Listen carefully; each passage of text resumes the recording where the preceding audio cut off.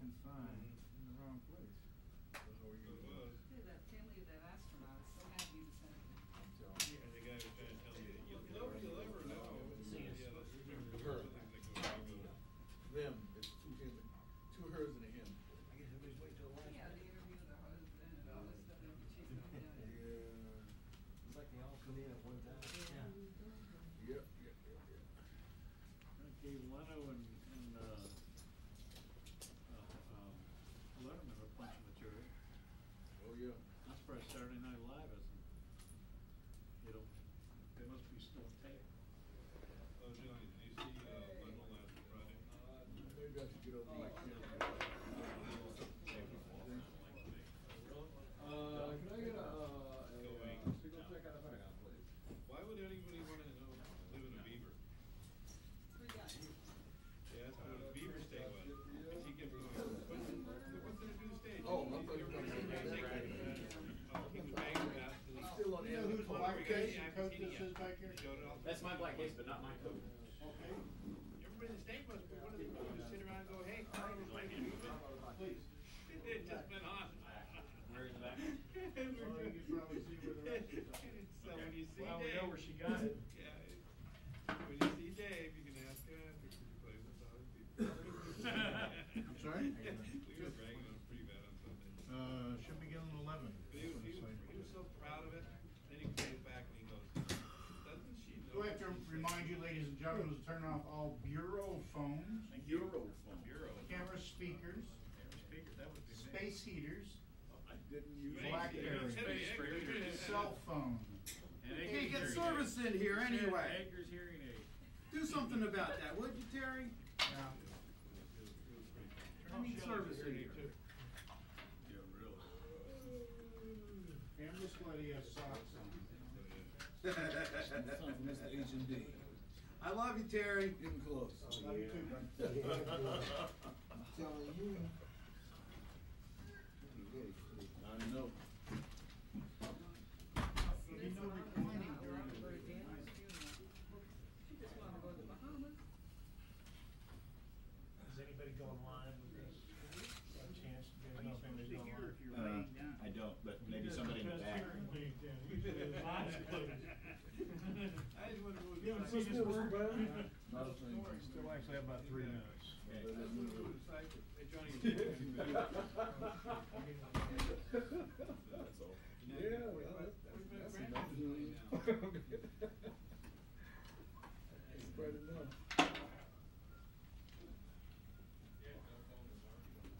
What time is this gonna go?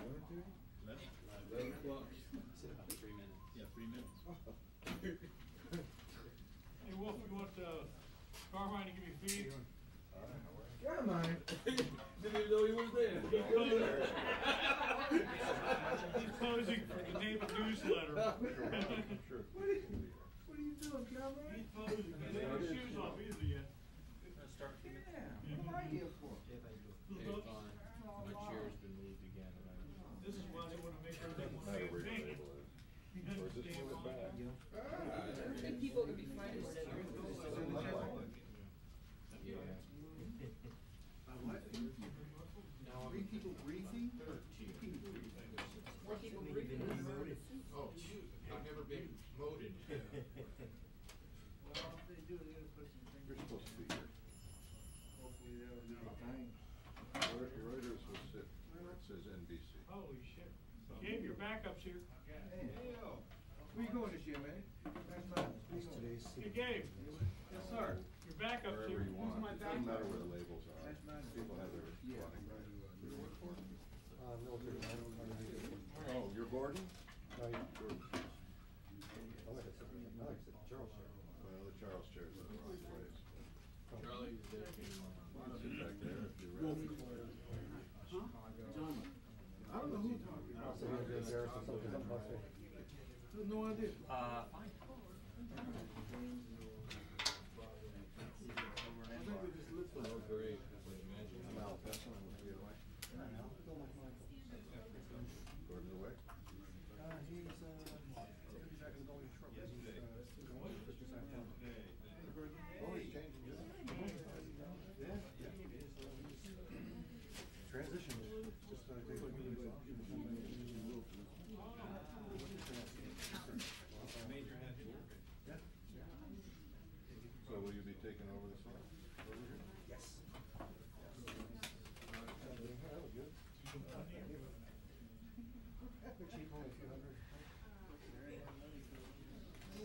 What's up, Joe?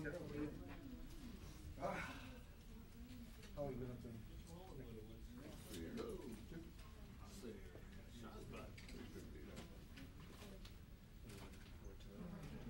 have you been doing? Well, past 7, I've been down in Campbell Roads, running the bureau for me.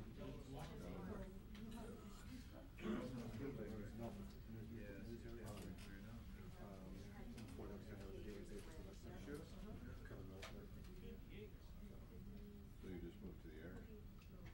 Up there, actually moving back. I was raised up in suburban. So it's kind of funny as far as yeah. Yeah, I was having coffee with that this morning. I just hate shaving. He worked for about a year and a half. Actually, when I was 64, something I read, You remember his room? Pretty funny. He asked me this morning. Hey, Neil. That's your backup. Apparently, when I found him, I found out I was over there. Mustache. I know. Big Sit anywhere.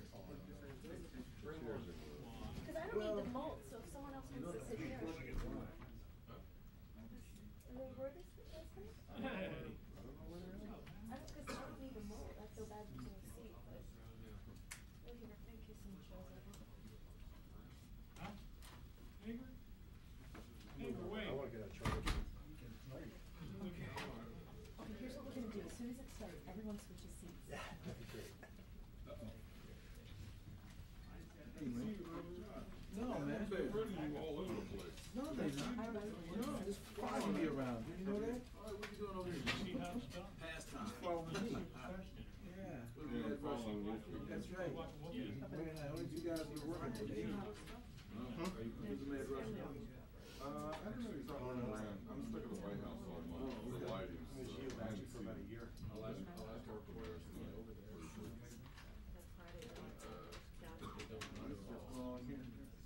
Man, just last Friday, I couldn't get out of Springfield. Briefing here, stand up, right? Pulling teeth. I tried back. I tried slower than 25. Not long though. Just you're outside. Yeah. It's really nice. There's other option. I'm trying to live in a car. How can we get out of here? All right, man. Live like free. What's Pastor doing?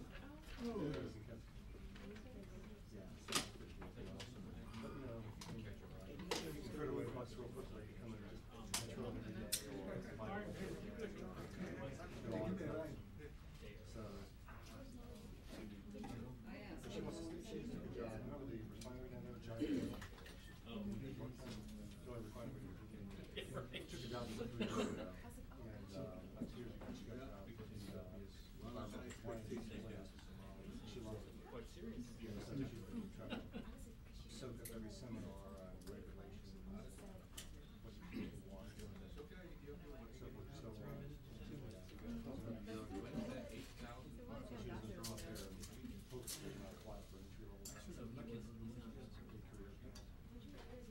So Bob's happy, huh?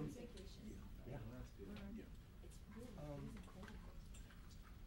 One's a federal program, one's an LA school.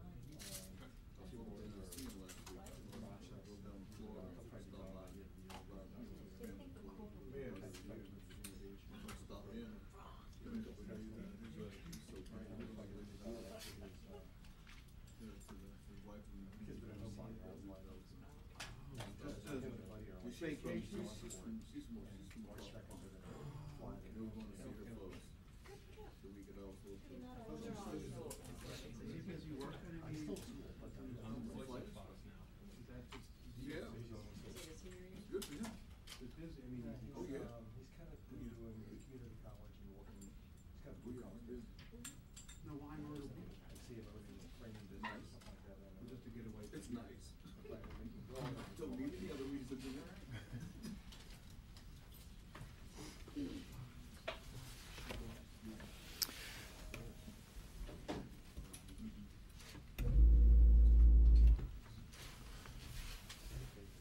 Good morning, and thank you for joining us. Today, we have some individuals that are here that can talk to you about the department's efforts with respect to the rehabilitative care and administrative, meeting the administrative needs of our wounded service members. I know it's a story that many of you have been following and some of you have written on, but today we have some of our key people in the department that can address this issue for you. Dr. Bill Winkenwerder is the Assistant Secretary of Defense for Health Affairs. General Richard Cody, of course, is the Vice Chief of Staff of the Army, and with him today he also has Lieutenant General Kevin Kiley, the Army Surgeon General. Both Dr. Winkenwerder and General Cody are going to give you a brief overview and then are prepared to take some questions. So with that, let me turn it over to Dr. Winkenwerder. Thanks, Brian. Good morning. I'm glad to be with you today. General Cody and General Kiley and I are here to speak about the concerns raised in recent news media reports relating to the experience of service members at Walter Reed Army Medical Center while they are receiving outpatient care and rehabilitative care as a result of their wounds and military service. This service is valiant, and it deserves the respect and thanks of all of us and all Americans. Let me begin by making an important point, and that is that the concerns that have been raised are not about the quality of the medical care or about the care and professionalism of the medical staff at Walter Reed. That is not the issue. Concerns have been raised, however, about the life experience, the quality of life experience of service members as they receive their outpatient care, which may take place over the course of many weeks and many months. Things like bureaucratic hassles, delays, problems with personnel systems and decisions moving through the disability determination process, lack of clear and timely communications, and for some soldiers, their housing. Now, having said that, the issues are not medical care issues by the strict definition, they are issues about caring for and supporting the whole person and his or her family. So they are equally important as the matters that the doctors and nurses and medical support staff are directly responsible for.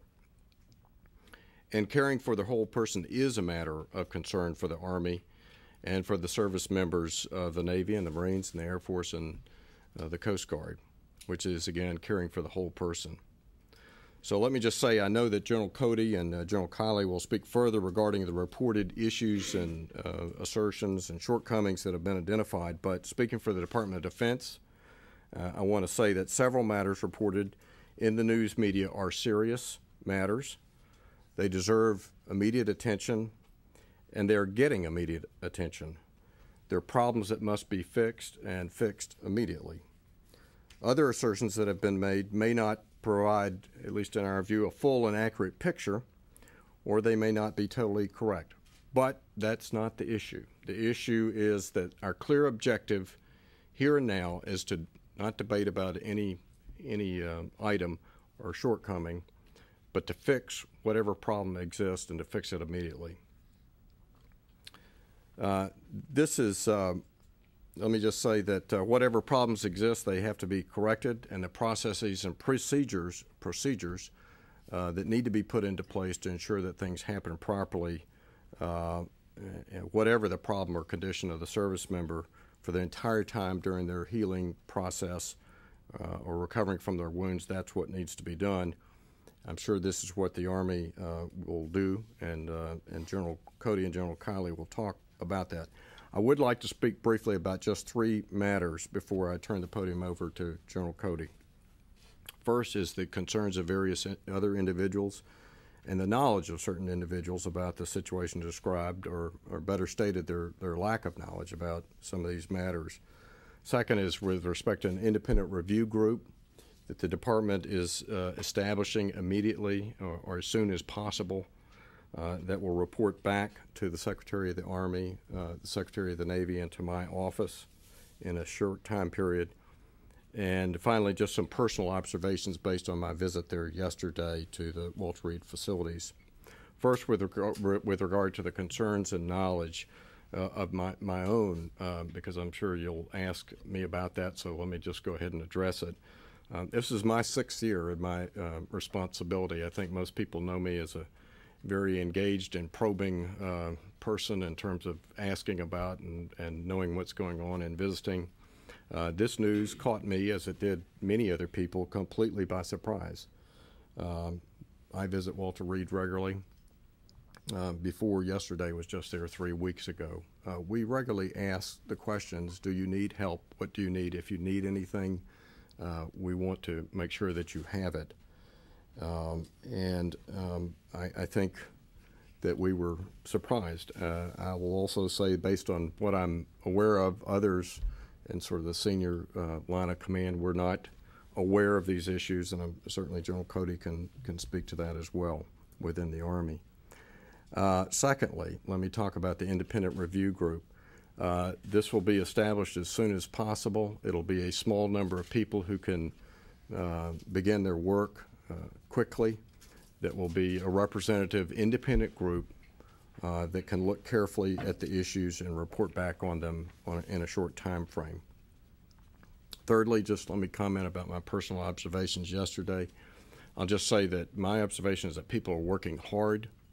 They care about the service members, but clearly in some areas the processes need to be improved. And with respect to the facilities, they're very nice facilities for the vast majority of the service members there. If any of you have visited the Malone House and other of the facilities, the Fisher Houses are very nice facilities. With respect to Building 18, there are some issues there. That housed about 80 to 90 service members, and again, I'll let General Cody talk about this. Let me just say in conclusion that that we all share in the responsibility and the accountability. There are those that are responsible on a day-to-day basis, and then others of us who have accountability up the line. We accept that accountability. One of the matters I hope to learn about is why the problems and concerns were not raised up. I think that's an important issue to identify why.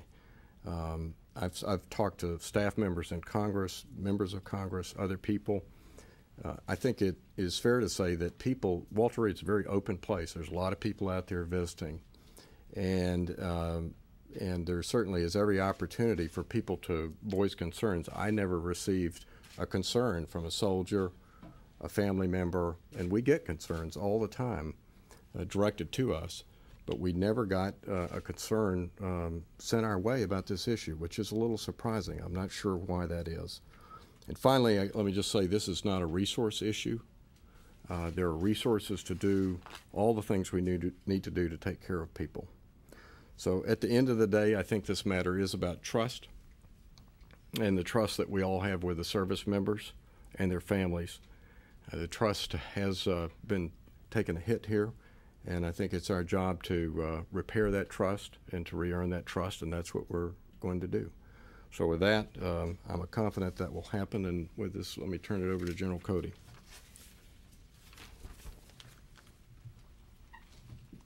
Thank you, Dr. Winkenwerder. Many of you have read and heard reports this past weekend concerning the outpatient care of our wounded warriors at Walter Reed Army Medical Center. The Secretary of the Army, Dr. Francis Harvey, and myself visited one outpatient care building mentioned in those reports yesterday, Building 18, and we were absolutely disappointed in the status of the rooms and found the delays and lack of attention to detail to the building's repairs inexcusable. I am disappointed that I had to learn about the conditions of that building through media reports, despite frequent visits to Walter Reed facilities, informal and formal discussions with patients and their families and the medical staff. I have never been made aware of Building 18, its condition, or complaints by any of our wounded warriors over the last 5 years. That is not an excuse by any shape or form.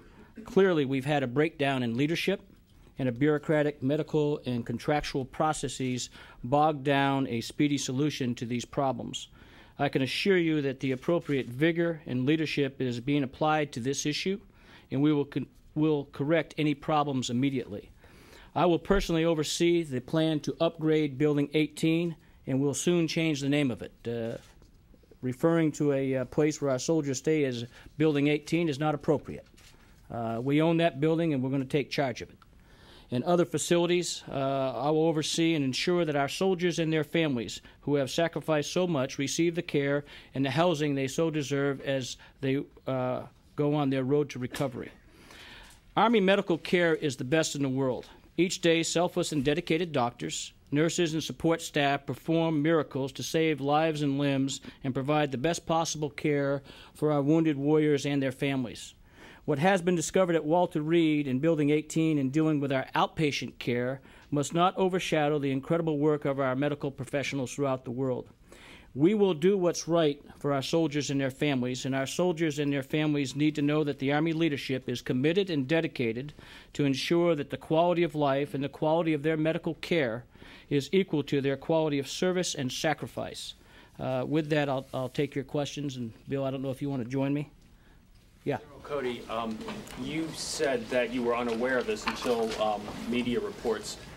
Aren't buildings like Building 18 inspected regularly? And if so, how could that happen? And you said there was a breakdown in leadership. Where did that breakdown in leadership occur?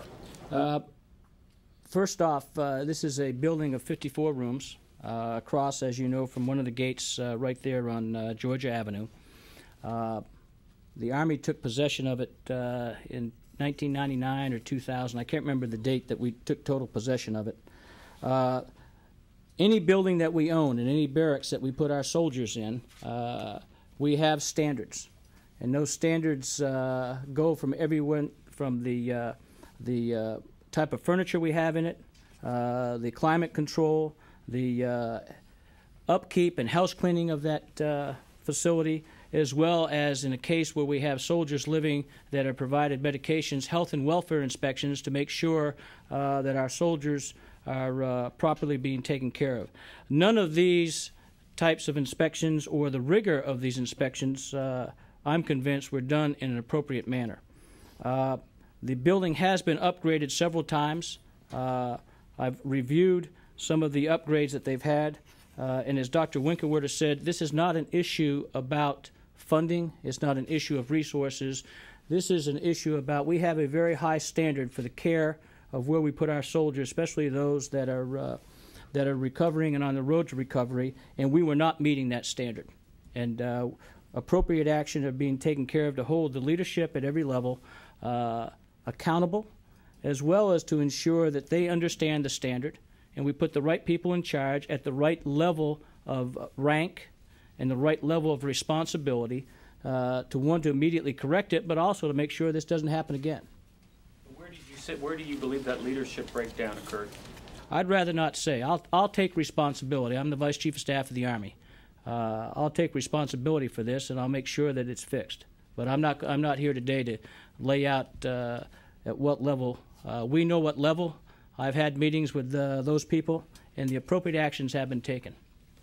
Yes. How many patients do you have in the Building 18? Building 18 has 54 rooms. They're double rooms. Right now we have 69 soldiers that are on medical holdover and medical hold, as well as another another 7 soldiers. So we have 76 soldiers in those rooms right now. We have 2 empty rooms. Dr. Harvey and I went through the 2 empty rooms that were being renovated. When I talk about renovations, taking care of the mildew on the walls, as well as some of the ceiling and some of the molding around the bathrooms. These rooms are typical of some of our 2-man rooms that you see in our barracks that some of you have gone through. They have a private bath and shower and sink, refrigerator, and very nice furniture. I was happy with the quality of the furniture that we have put in there, but the upkeep of the infrastructure, the walls and stuff, wasn't up to speed. We went through some other rooms that soldiers were living in, and they went from everywhere from being very good to not being good, and that's the leadership issue that we've got to address. Just to follow up, can we say that in the Walter Reed Hospital there is only 76 soldiers in bad conditions? I believe that is a true statement. As you know, many of you have been to the Walter Reed wings. I go up there quite a bit, more than once a month. And in our wards, those rooms and the upkeep there are excellent. The Malone House, the Fisher houses, where we house our amputees and soldiers and other soldiers that are seriously wounded, the upkeep of those are in great shape. This is an anomaly that's going to be fixed and addressed. Yes, sir. As part of the review of medical facilities, does the Defense Department plan on looking on facilities beyond Bethesda and Walter Reed, specifically any facilities in Europe and Asia? As you know, the facilities, the two main facilities that are take care of the large majority of the returning service members are Walter Reed and Bethesda. So those two sites take care of the major volume of the workload. And the independent group will look at both sites, obviously probably focusing more on Walter Reed, but we'll look carefully at both sites.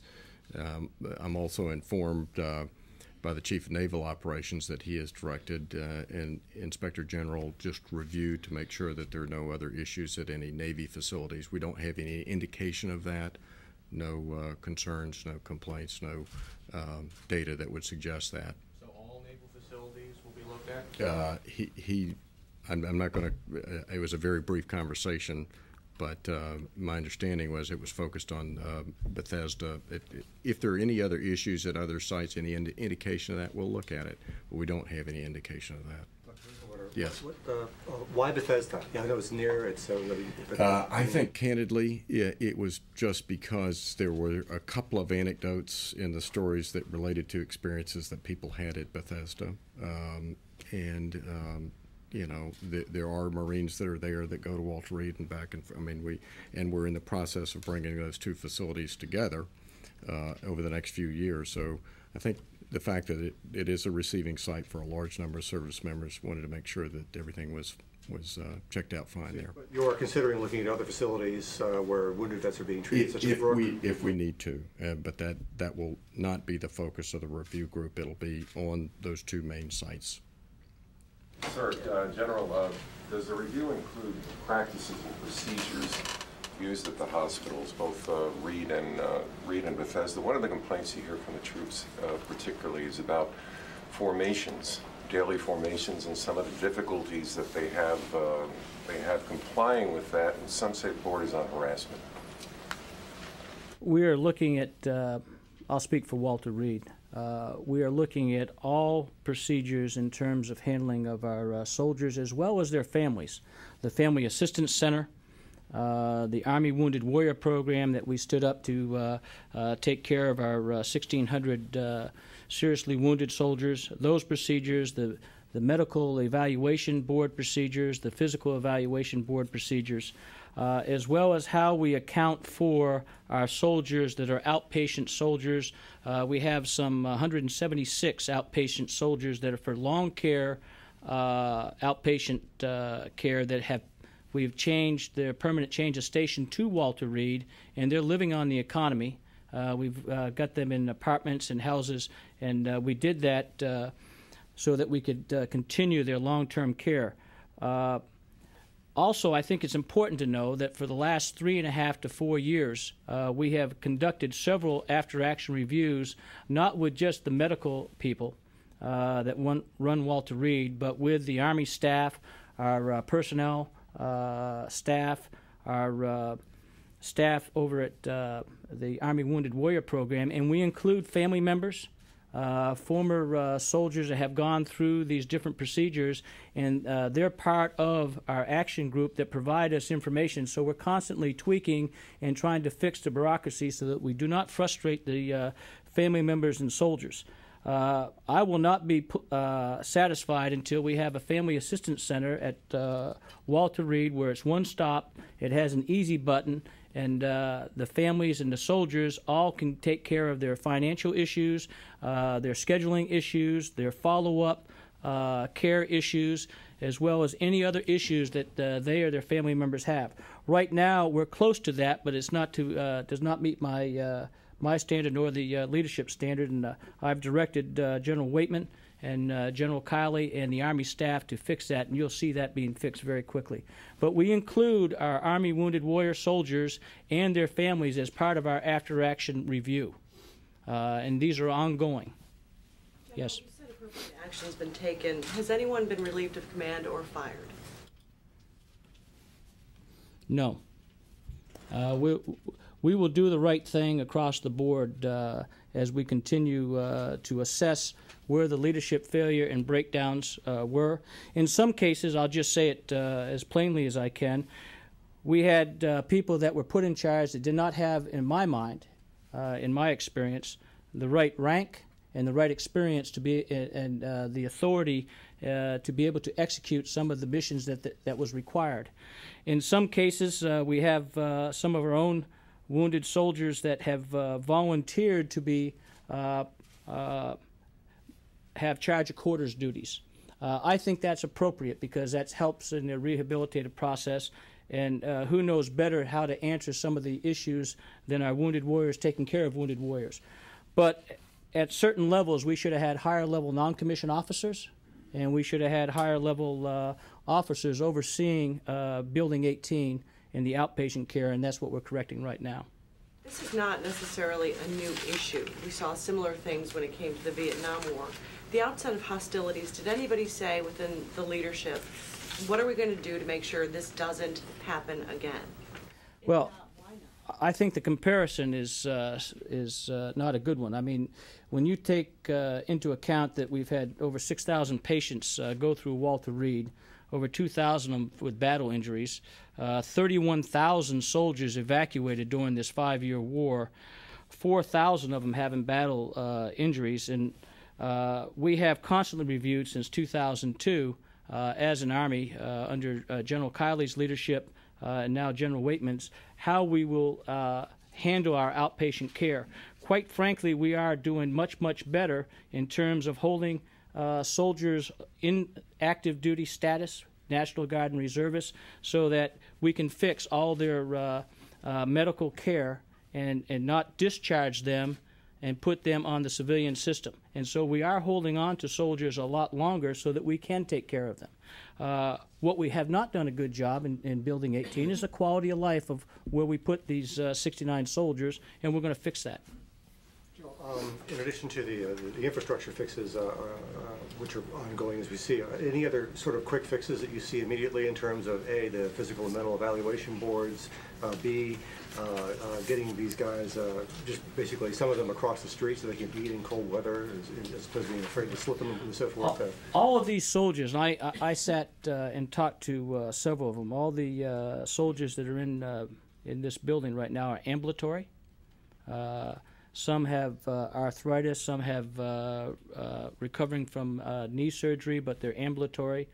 Others have other medical conditions that I really don't want to get into, but again, we're looking at making sure that some of the things you saw read in the paper, we'll correct those things. I did not see those when I talked to all the soldiers. In fact, I asked several of them, I said, what other problems are you having? And they brought up other things that, quite frankly, weren't brought up, and we'll go ahead and address them. And that speaks to their candor and their willingness to address the issues. Dr. Kiley and Dr. Waitman are going to fix the appointment process. That has been a frustrating thing for these 69 soldiers, and they're going to streamline that. That's part of this family assistance group, as well as a one-stop operation that I've directed to put in place at Walter Reed. That will speed up some of the process. But as you know, in some of the types of injuries that we have to be very, very careful to go through and do. We have a very, very high bar that we hold our Army medical care to.